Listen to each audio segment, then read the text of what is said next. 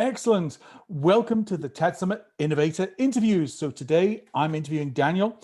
He's the co-founder and core developer at Kamailio SIP Server, co-organizer of Kamailio World, and a world-renowned consultant in SIP, VoIP and WebRTC. So I'm really pleased to have Daniel with us. Welcome.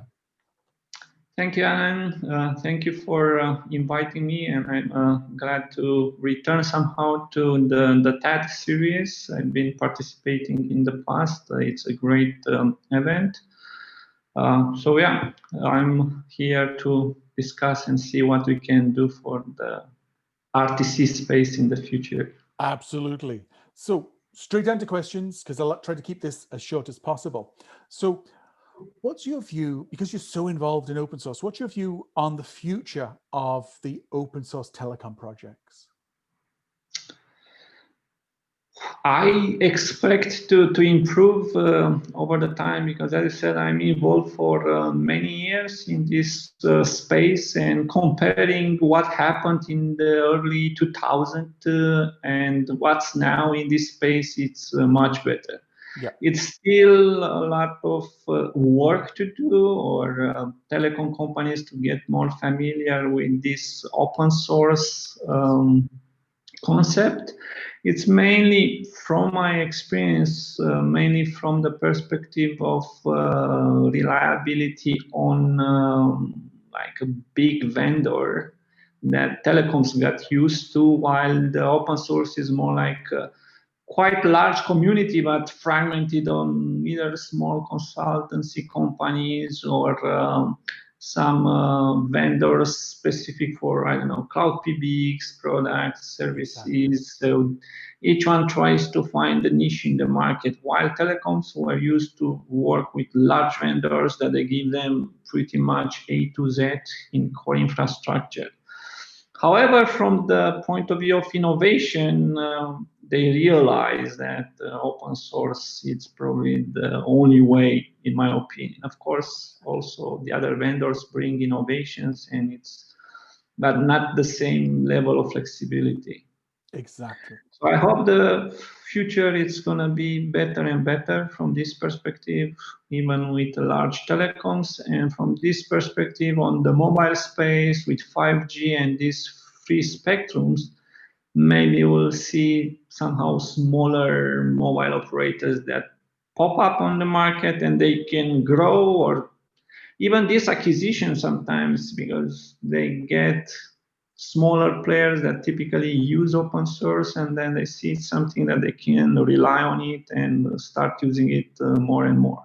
Exactly, because I mean, even in the telco space with Geo, Rakuten, we're seeing greater adoption of open source. So I think part of it is education, because the open source telecom community is a community of communities. It's a vast array of people solving all different types of problems through open source. And as I've said many times, it's the source of most of the innovation that we've seen over the past 20 years. I think you pointed out quite rightly that with private networks, private mobile networks, with spectrum that's becoming available and it is available, open source is a natural fit. And crafting it to your specific needs, because you're not trying to do a full IMS, interconnected and all the other standards that are put around there that creates this massive ivory tower.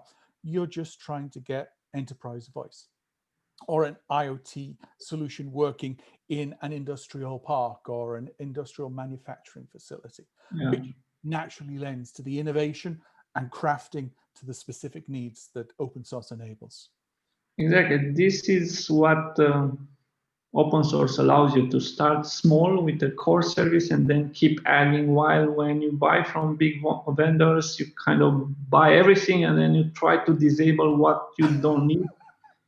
Rather than, because it's harder to get new licenses or new hardware, sometimes boxes, so they tend to be all in one solution, but then it's more rigid from all aspects. Exactly. Now, interested in your view around the support from the sort of global cloud providers, so the Amazons, Googles, Microsofts. When we look out at, say, enterprise or web open source projects, they actually get quite a lot of support from those brands. I mean, IBM is one of the big supporters and driving a whole range of different open source projects. But in telecoms, life's hard. You've got a $2 trillion ecosystem, and it's almost like, yeah, we use Kamailio, but we're not going to talk about it. You know, it's like getting a telco, and we do have actually a telco talking about it. Play in Poland, they'll be giving a case study at TED Summit. So we have managed to get a telco to talk about their use, but it's tough. So I'm just interested in how you see the role. Are they friend or enemy, or when it comes to open source telecom projects? It's hard to say it.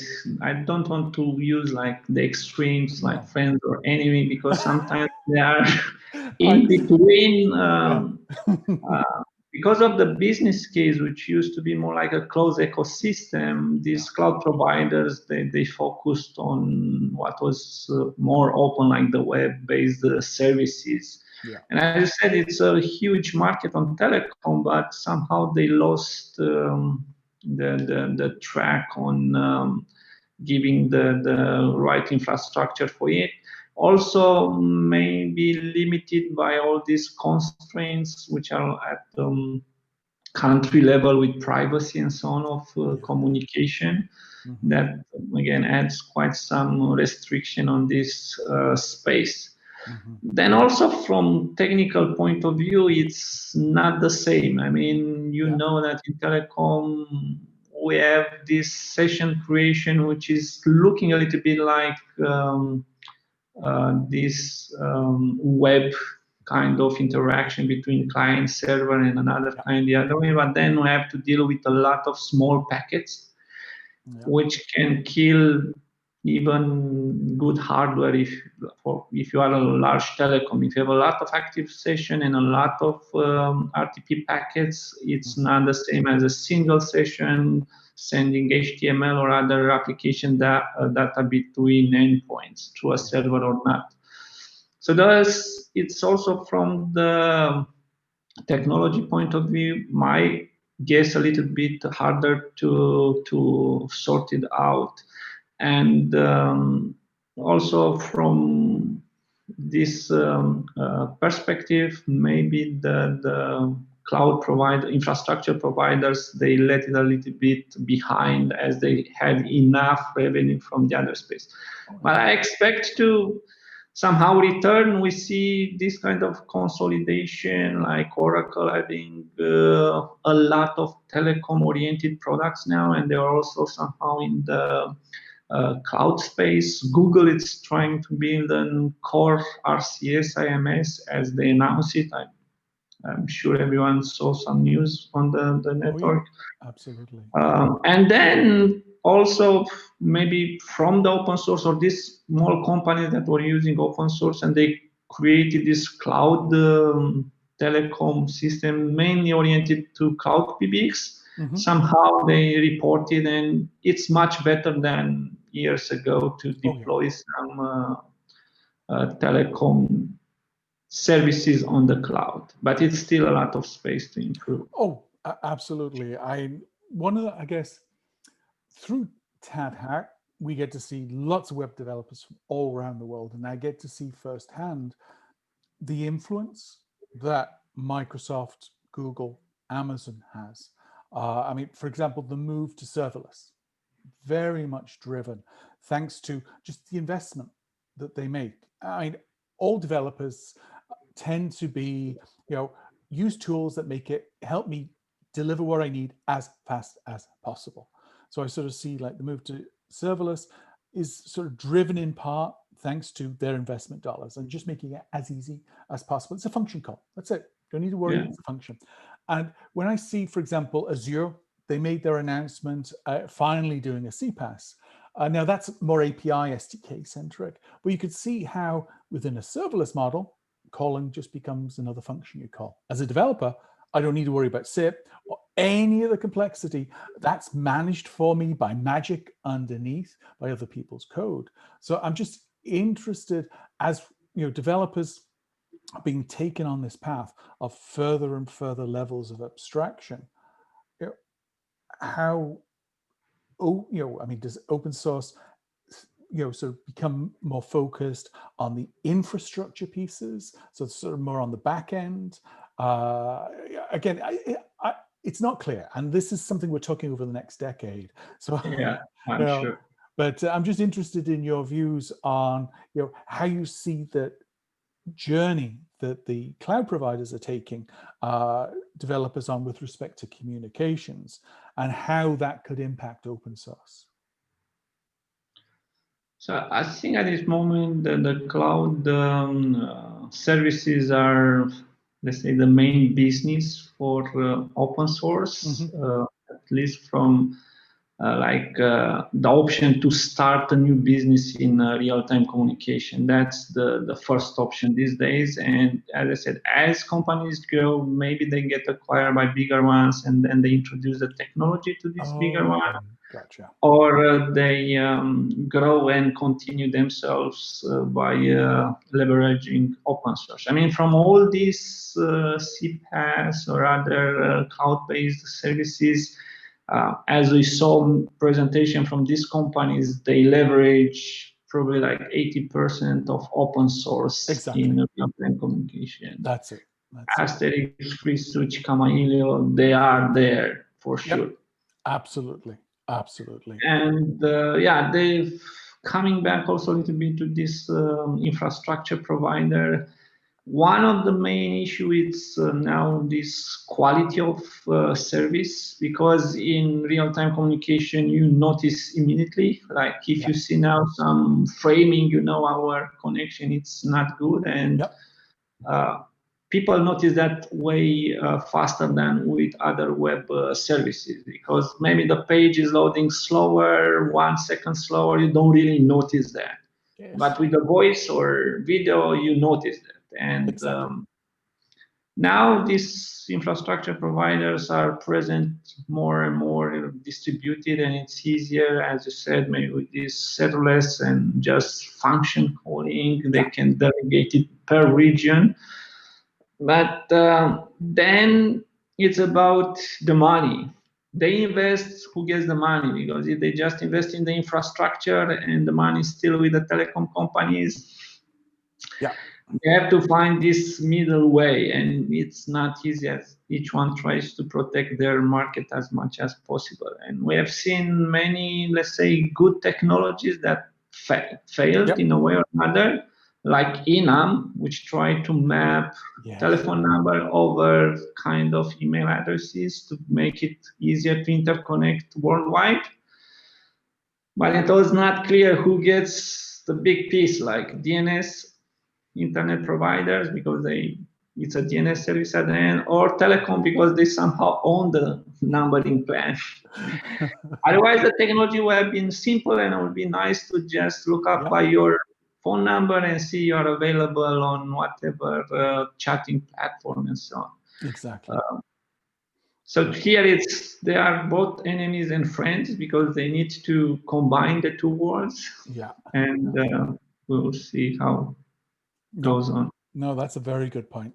So you coined the term RCS before RCS, the telco standard, existed. Now, of course, today, thanks to COVID-19, rich communication services are everywhere and are used at a scale that even a year ago we would never have imagined. So it's really been an explosion. Yet the telco standard RCS is there, sort of hidden underneath. It's sort of there with Google. I mean, I have my Google Messenger, so it is sort of hidden underneath. I'm not aware of it. I've got like sort of, when I get a message from Google, it has their logo now, a little G, rather than just being sort of like a shortcut. But that's it. That's the only thing I've been able to perceive. So just interested, as we've evolved into this far richer communications over the past 5 years, do you think RCS has a role, or it's just going to end up being like a back-end infrastructure, for Google, possibly? So if we speak about RCS as the technology specified by the GSMA or ITU or this Telecom, probably will end up in this core infrastructure, and we will not see it. On the other hand, for the others, they will use what the user sees as rich communication services, practically based more or less on their client application. That's my opinion. Because if we look at other services, maybe like WhatsApp, you see like last seen this user and so on. It gives enough information for the user to have the idea of presence. Like you can set do not disturb. So the basic things that need. And the problem with the technology RCS as specified by the Telecom or the standardization groups, they try to make this all-in-one product. Specified. They didn't try to build from down up as user needed more feature. And then building this big application, and then you discover that all these XCAP rules, transformation of your present states are too complex for the average users. It's very maybe useful for very complex, I don't know, industrial IoT and so on, aggregation of states between big machineries. But us, the average, or maybe not us being a bit in the technology, but the average user will not go any deeper on such complexity, which is unfortunate because that's sometimes a problem with standardization, which tries to cover as much as possible in the first phase rather than trying to evolve with the market. And we have seen it with a couple of technologies as well. Which is a beautiful lead into WebRTC. In terms of complexity, we're sort of 10 years down the line. We haven't got release one. Now, I know there are reasons why, because it's already there. But I'm just interested in your perspectives around, why is it taking so long? Why are so many features and functions being added in there? And of course, we have the issue with libWebRTC as well, but that's the second part of the question. So park that one for later. Just interested in where we are with WebRTC, why is it taking so long, and where you see it going in the near term. Okay, so starting with a couple of months ago, I see WebRTC more or less like aviation technology, in the way that we like it. It solves us a lot of problems out of the box. We don't feel most of the time that we are in a plane when we are in a plane. But if there is a problem, we cannot control it.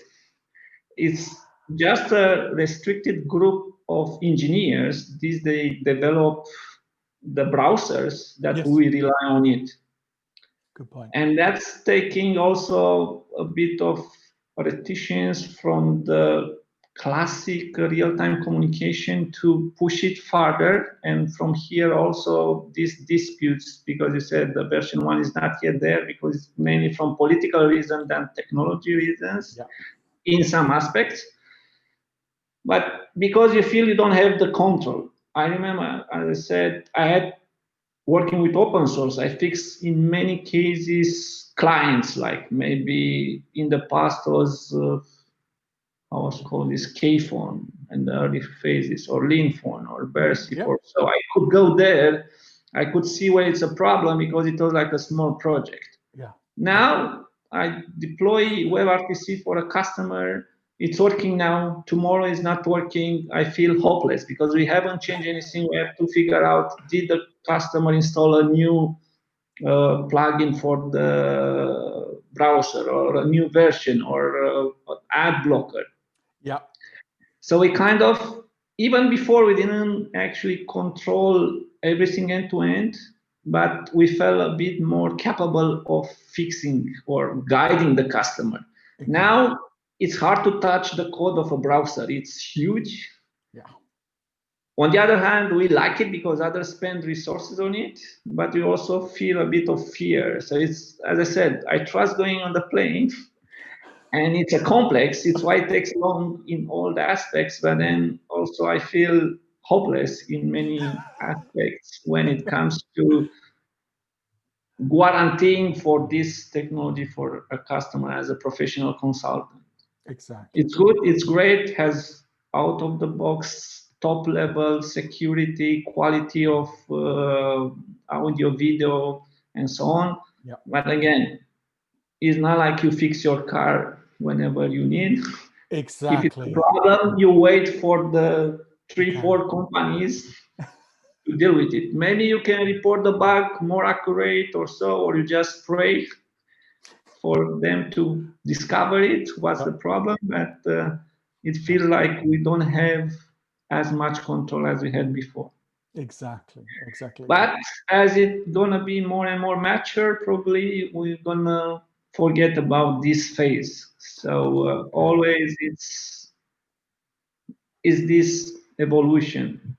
I hope it's gonna jump over this phase at some point, but still, at least browser-based, maybe will be more libraries will show up just with the core for the encryption, for the quality of streams and so on. Yep.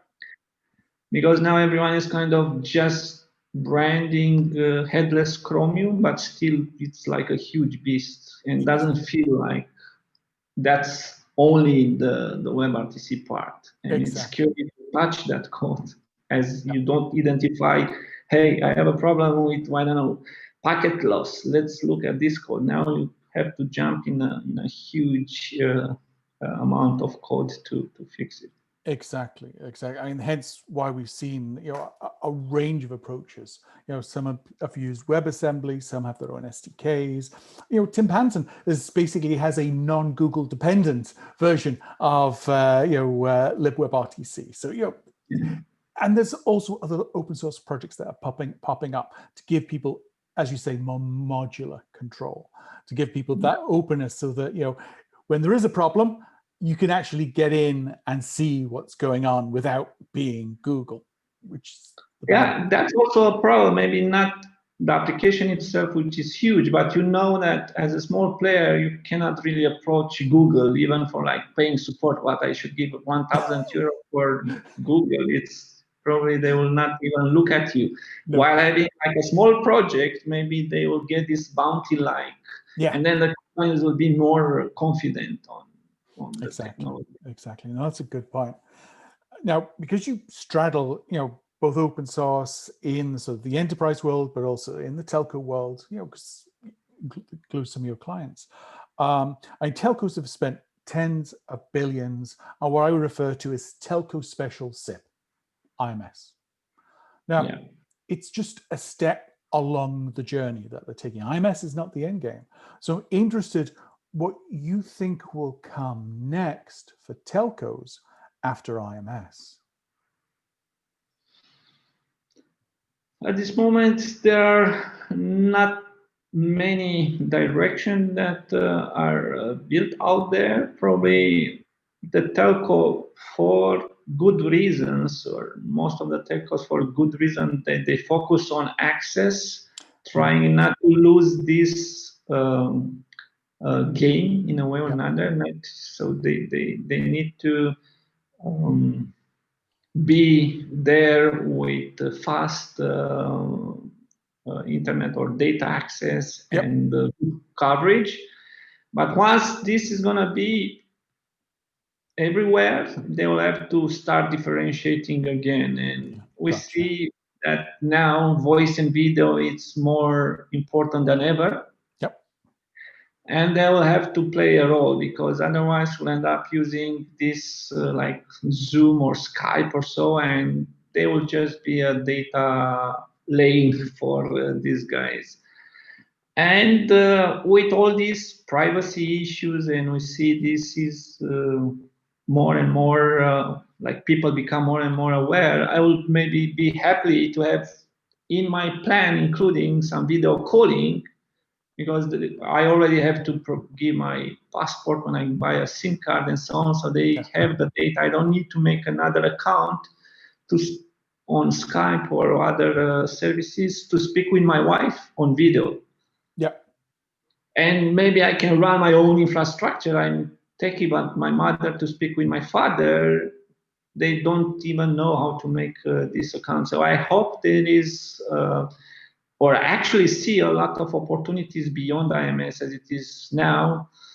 And I hope to happen that they will start to build it soon once they figure this, or they finish with the race after G's in access. Like, I mean, I have seen like 6G already trying to discuss, but even between 4G and 5G is not big difference from the user perspective as access and benefits. It's, again, from industry, it's better private networks, fixed spectrum, but not for the average user.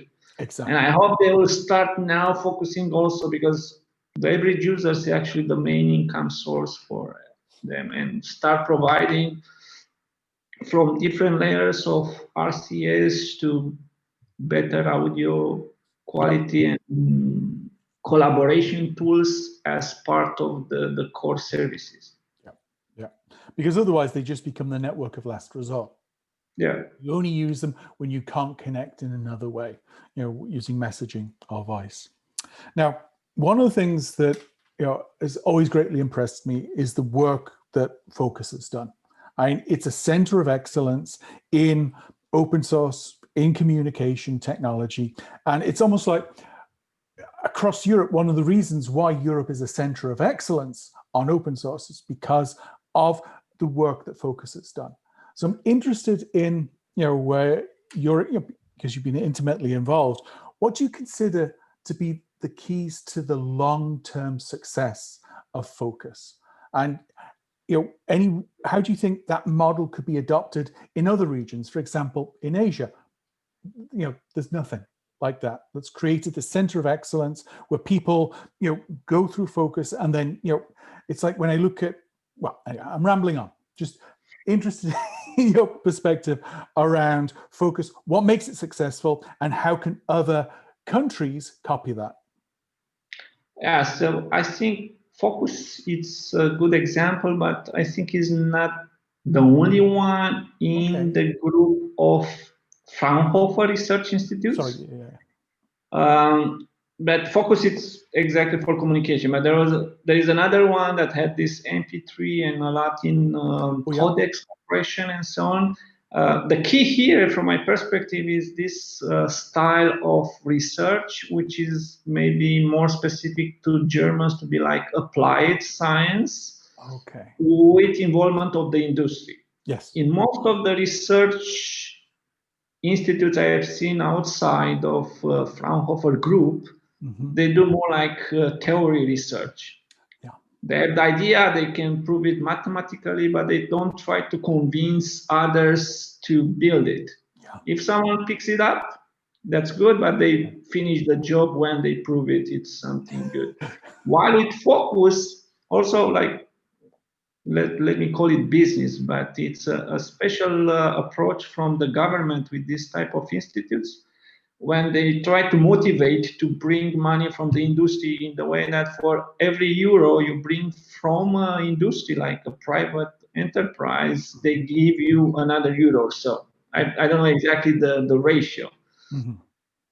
But in this way, they kind of make you work better towards making something that's going to be used.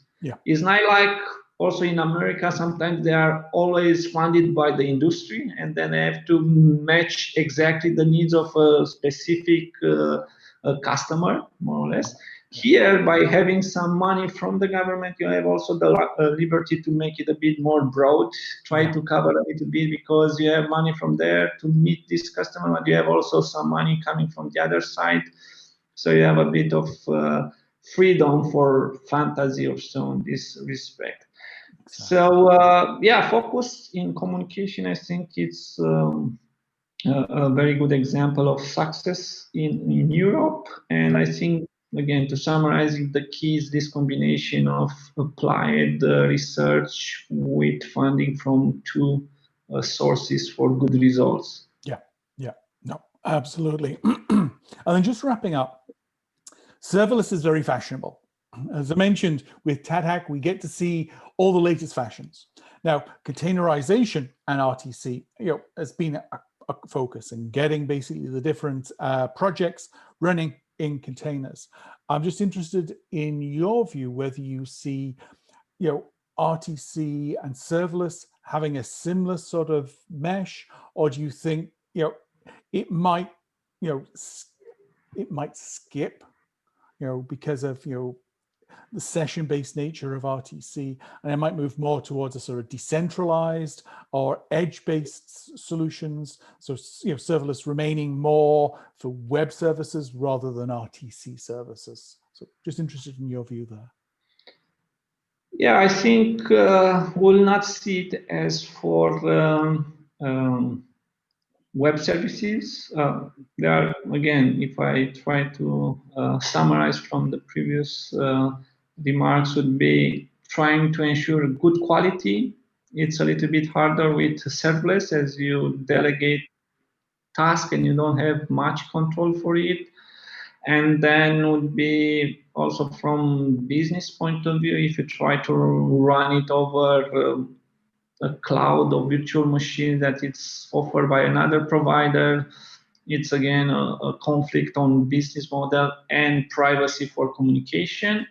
Yeah. However, for like core infrastructure, there is of course a lot of use cases for running your or deploying your serverless approach there.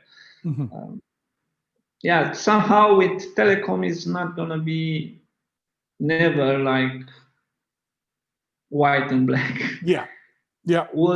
We'll try to use it, but it's also like existing infrastructure that cannot be easily replaced. I see more evolution through these acquisitions, and would be good for telecoms to leverage all this new technology because they will help them. Mm-hmm. On the other hand, they already solved this scalability long time ago by deploying a massive infrastructure. Yeah. They have to replace it, and when they have to replace it, then it's coming a bit of evolution, and they will use the new technologies. But they are now like under the pressure of maybe a viral service, like what's happening now with there will be no telco having from today to tomorrow 10 million new customers. Exactly. So. Exactly. No, that's a very good point in terms of some of the core benefits, and being able to just scale up massively and back down again simply don't exist. It's a more predictable business. So as a result, it's just sweat those assets. So as a result, yeah. But anyway, that's a very good point in terms of I guess, one of the core benefits of serverless, why it may not necessarily, especially for telcos, be that relevant. But cool. I mean, this, as always, Daniel, was very insightful. And again, thank you so much for your time.